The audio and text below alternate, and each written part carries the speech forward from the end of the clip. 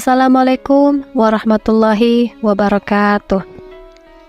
Bismillah, alhamdulillah, wassalatu wassalamu ala rasulillah wa ala alihi wa sahbihi wa mawalah. Para pendengar yang berbahagia dimanapun berada, terima kasih sudah menyempatkan waktunya untuk bisa mendengarkan sedikit materi tentang fikih wanita yang saya sampaikan mulai dari episode pertama kemarin ya teman-teman, mulai dari bab taharah, sholat, zakat, dan pada pembahasan kali ini kita akan membahas tentang puasa teman-teman. Sebelumnya saya ingin berterima kasih juga kepada para pendengar dimanapun berada, teman-teman sekalian yang sudah mau ya subscribe YouTube channel saya. Mudah-mudahan ini bisa bermanfaat bagi kita semuanya. Amin. Nah, pada pembahasan kali ini saya ingin membahas tentang puasa. Nah, puasa wanita yang sedang haid dan nifas itu seperti, kemudian puasa sunnah wanita yang bersuami, kemudian keringanan-keringanan dalam puasa itu apa saja, kemudian yang membatalkan puasa itu apa saja, kemudian ada kifarat wanita, makan minum dengan sengaja, kemudian berapa kalikah kifarat itu, gitu. Kemudian ada berbagai masalah yang menyangkut puasa, dan yang terakhir yaitu i'tikaf. Begitu ya teman-teman, poin-poin yang akan kita bahas. Namun pada kali ini, kesempatan ini saya akan membahas tentang puasa wanita yang sedang haid dan nifas, kemudian puasa sunnah wanita yang bersuami, kemudian keringanan-keringanan dalam puasa, dan yang membatalkan puasa itu apa saja. Dan untuk pembahasan yang selanjutnya, insya Allah akan saya jelaskan dan akan saya sampaikan di video selanjutnya atau episode selanjutnya ya teman-teman. Nah, puasa atau shaum gitu ya teman-teman, itu merupakan rukun Islam yang kelima, yang keempat ya, maaf, rukun Islam yang keempat itu disyariatkan oleh Allah Subhanahu wa Ta'ala kepada umat Islam pada bulan Sya'ban tahun 2 Hijriah ya teman-teman. Nah, as-shaum itu sendiri menurut bahasa berarti menahan, yakni menahan diri dan berpantang dari apa saja. Kata shaum dalam arti yang demikian antara lain terdapat pada firman Allah Subhanahu wa Ta'ala yang ketika berkisah tentang Maryam alaihi salam, di mana bunyinya, A'udzubillahi minasyaitonirrajim, Bismillahirrahmanirrahim, Inni nazaratu lirrahmani shawman falan ukallimal yawma insiya. Sesungguhnya aku telah bernazar berpuasa untuk Tuhan yang Maha Pemurah, maka tidak akan berbicara dengan seorang manusia pun pada hari ini. Nah, sedangkan menurut syariat, puasa itu adalah menahan diri dari segala yang membatalkan puasa, yang berupa memperturutkan syahwat perut dan farji sejak terbitnya fajar dini hari sampai terbenamnya matahari dengan niat khusus. Nah, adapun dalil yang mewajibkan puasa itu terdapat pada surah Maryam ayat 26 ya teman-teman, di mana bunyinya, Ya ayyuhalladzina amanu kutiba alaikumus syiyamu kama kutiba alal ladzina min qablikum la'allakum tattaqun. Hai orang-orang yang beriman, diwajibkan atas kamu berpuasa sebagaimana diwajibkan atas orang-orang sebelum kamu agar kamu bertakwa. Nah, itu pasti sudah sering kita dengar ya teman-teman dalilnya. Kemudian macam-macam puasa itu apa saja ya teman-teman, macam-macam puasa itu apa saja sih tuh. Nah, di sini tertera ada 3 ya. Yang pertama itu puasa wajib, yaitu puasa pada bulan suci Ramadan ya teman-teman. Kemudian ada puasa sunnah atau mustahab, yaitu yang selain puasa Ramadan, yaitu ya teman-teman. Kemudian yang ketiga puasa makruh, yaitu puasa yang dilakukan pada hari yang meragukan apakah sudah tiba bulan Ramadan atau belum, yaitu tanggal 30 Sya'ban, apabila oleh sejumlah orang yang tak bisa diterima kesaksiannya, atau anak kecil, wanita, dan orang fasik, disaksikan adanya hilal pada malam tanggal tersebut. Begitu juga puasa pada hari Jumat yang tanggal sendiri. Kemudian ada puasa haram juga ternyata ya teman-teman. Puasa haram yaitu berpuasa pada hari raya Idul Adha maupun Idul Fitri dan hari-hari tasyrik, yaitu 3 hari sesudah Idul Adha. Nah, kemudian kita masuk ke hukum puasa bagi wanita haid dan nifas. Nah, kemarin waktu di pembahasan tentang sholat sudah saya sampaikan bahwa wanita yang sedang haid atau nifas itu dilarang berpuasa ya teman-teman, ataupun melakukan sholat. Hanya saja puasa yang dia tinggalkan itu wajib diqadha. Dan saya rasa teman-teman semuanya yang khususnya untuk wanita muslimah sudah tahu ya teman-teman, itu wajib diqadha. Akan tetapi sholatnya tidak wajib gitu, karena sholat itu cukup banyak, jadi beratlah mungkin harus diqadha. Nah, kalau berpuasa itu cuma 1 bulan aja setiap tahunnya, jadi bisa diganti kapan saja gitu.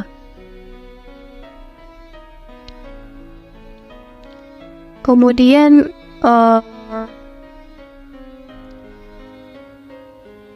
puasa sunnah bagi wanita yang bersuami.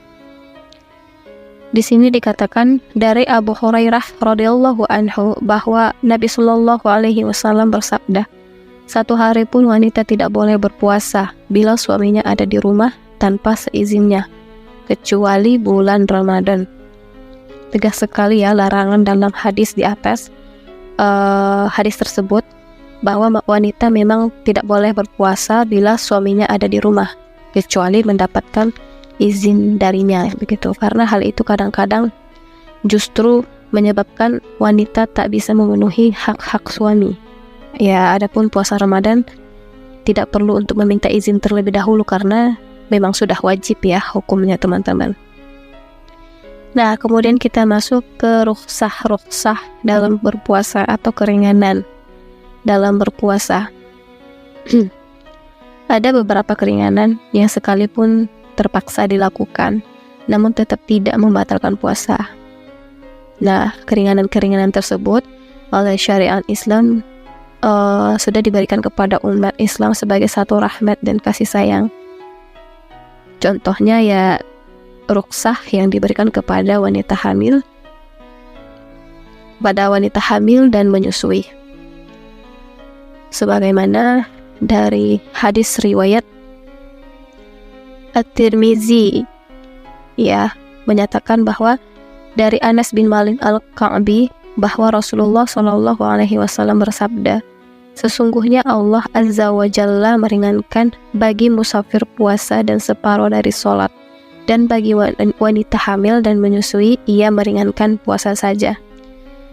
Nah, hadis tersebut merupakan dalil bahwa bagi wanita yang sedang hamil atau menyusui boleh berbuka puasa dan boleh juga berbuka sekalipun yang menjadi sebab adalah soal anak.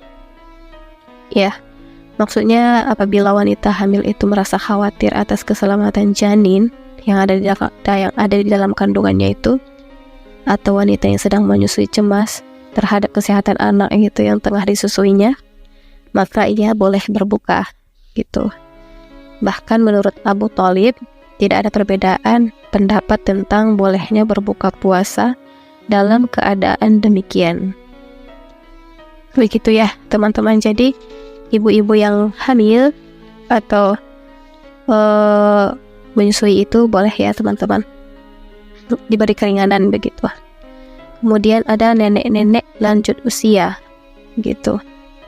Menurut riwayat dari Salamah bin Al-Aqwa, dia mengatakan setelah turunnya ayat ini, wa 'alal ladzina yutiqunahu fidyatun ta'amu miskin, dan wajib bagi orang-orang yang berat menjalankan puasa jika mereka tidak menjalankan puasa. Membayar fidyah yaitu memberi makan orang miskin. Ya, bagi siapapun yang ingin berbuka puasa, ia pun lantas membayar fidyah. Begitu ya teman-teman, sebagaimana dalam Quran surah Al-Baqarah ini, Quran surah Al-Baqarah yang berbunyi Bismillahirrahmanirrahim, "Faman syahida minkum asy-syahra falyasumhu." Barang siapa di antara kamu hadir di negeri tempat tinggalnya di bulan itu, maka hendaklah ia berpuasa pada bulan itu. Kemudian ada yang ketiga, mencicipi rasa makanan. Nah, pada bulan Ramadan kita wajib berpuasa. Kadang mama itu ya, para ibu-ibu kadang kalau mau memasak itu ragu dengan rasa yang dimasaknya gitu. Jadi terpaksa harus mencicipi makanan ketika memasak atau ketika membeli sesuatu. Ya. Sekelompok para ulama mencicipi makanan diperbolehkan, asal jangan sampai tertelan tentunya ya.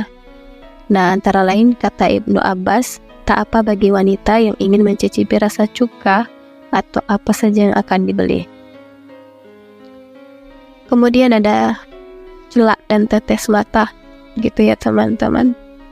Ada celak dan tetes mata itu diringankan ya, puasa. Kemudian ada injeksi boleh saja dilakukan ketika berpuasa, insyaallah, baik untuk pengobatan maupun memasukkan sari makanan, dan juga baik dimasukkan lewat otot maupun lewat nadi, semuanya boleh ya. Karena sekalipun umpamanya mengalir sampai ke perut, namun tidak melewati saluran biasa. Akan tetapi kalau diketahui rasanya dapat terasa sampai ke kerongkongan, maka untuk itu hati-hatinya makruh melakukan suntik di siang hari. Gitu. Kemudian mandi, berkumur, dan istinsyak ya, teman-teman.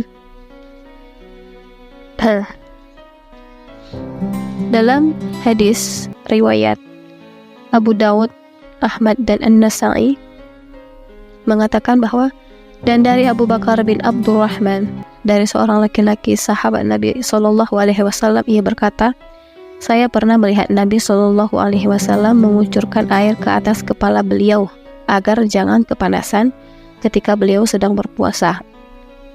Nah, hadis ini merupakan dalil yang menunjukkan bahwa bagi orang yang berpuasa boleh mengucurkan air ke atas kepalanya untuk mengurangi panas. Nah, akan tetapi bagaimanakah bila yang diguyur itu seluruh badan? Jadi tidak hanya sebagian saja. Bagaimana ya ceritanya kalau kayak mandi gitulah ya jadinya gitu.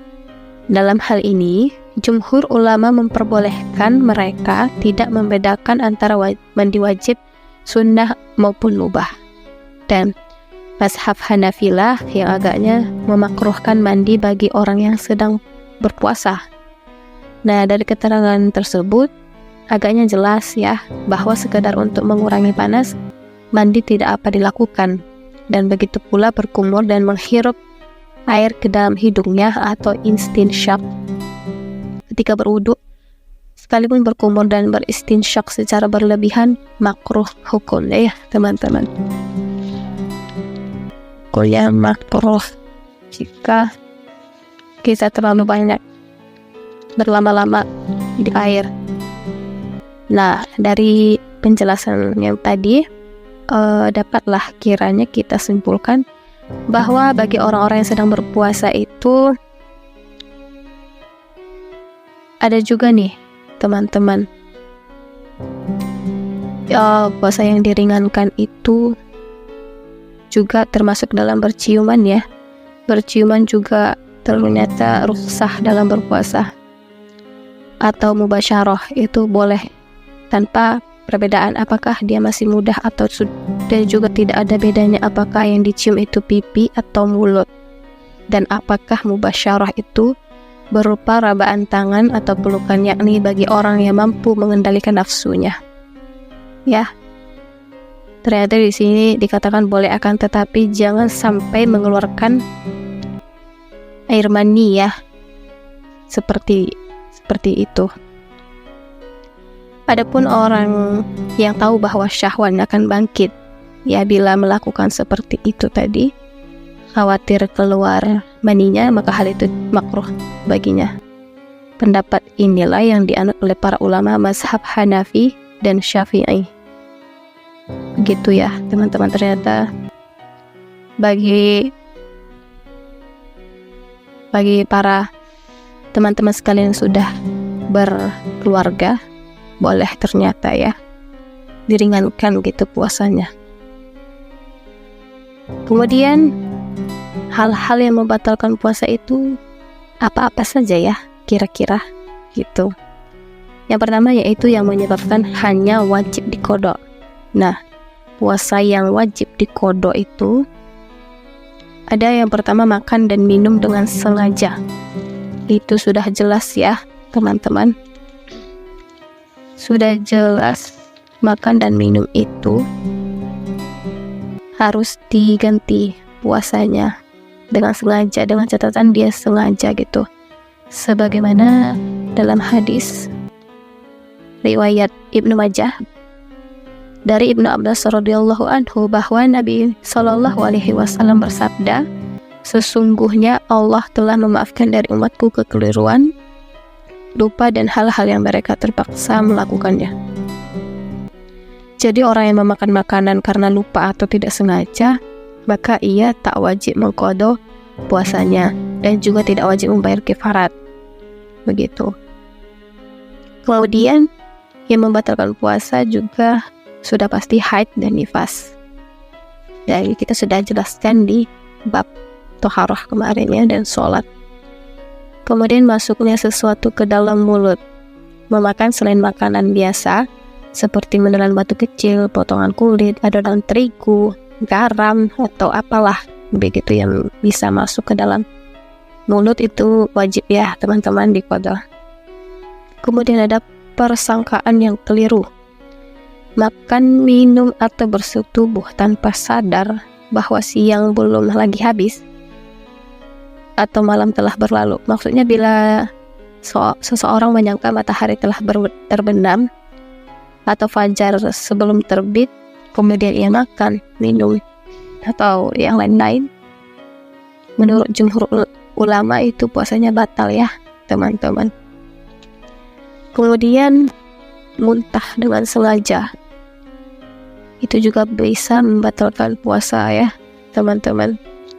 Nah, kalau yang tidak sengaja itu tidak membatalkan puasa ya, tapi kalau yang disengajakan itu batal. Kemudian sengaja mengeluarkan mani, itu jelas ya batal ya teman-teman. Yang kedua, poin kedua ya, yang membatalkan puasa itu yang mewajibkan qodho dan kifarat. Ya. Yang pertama tadi yang menyebabkan hanya wajib qodho. Ya teman-teman. Yang kedua ini mewajibkan qodho dan kifarat. Nah, di sini Syekh Ibrahim Muhammad Al-Jamal mengatakan batalnya puasa yang mewajibkan qodho dan kifarat hanyalah yang disebabkan bersetubuh saja. Oh, ternyata ini demikian menurut para jumhur ulama ya teman-teman. Ada hadisnya, di mana hadisnya itu dari Abu Hurairah radhiyallahu anhu berkata, seorang laki-laki datang kepada Nabi Shallallahu alaihi wasallam lalu berkata, celakalah saya ya Rasulullah. Kenapa kamu celaka? Tanya Rasul. Laki-laki itu menjawab, saya telah bersetubuh dengan istriku pada siang hari Ramadan. Rasul bertanya, sanggupkah kamu memerdekakan seorang budak? Tidak, jawab laki-laki itu. Kuatkah kamu berpuasa 2 bulan berturut-turut? Tanya Rasul lagi. Tidak, jawabnya. Sanggupkah kamu memberi makan kepada 60 orang miskin? Tanya Rasul. Dan laki-laki itu pun menjawab tidak. Kemudian ia pun duduk, maka datanglah Nabi SAW membawa sebakul tamar, lalu sedekahkanlah kurma ini, kata beliau. Apakah kepada orang yang lebih fakir dari kami? Padahal di kampung ini tidak ada satu keluarga pun yang lebih melarat selain kami, kata laki-laki itu. Dan Nabi SAW pun tertawa sampai kelihatan gigi gerahamnya, lalu bersabda, pulanglah, berikan kurma ini kepada keluargamu. Begitu ya, begitu baiknya Nabi kita Muhammad SAW untuk mewajibkan atau membayar apa yang sudah diperbuat sahabatnya, begitu. Nah, mungkin sekian saja pembahasan kita pada kali ini. Mudah-mudahan semoga bermanfaat ya teman-teman. Next video kita akan membahas next episode ya. Next episode kita akan membahas tetap dalam bab puasa, akan tetapi yang kita bahas itu mengenai kifarat wanita, makan minum dengan sengaja, berapa kalikah kifarat itu, dan i'tikaf. Oke. Jika ada kata-kata yang salah, saya mohon maaf karena saya juga masih belajar. Sekian saja. Wabillahi taufiq wal hidayah. Assalamualaikum warahmatullahi wabarakatuh.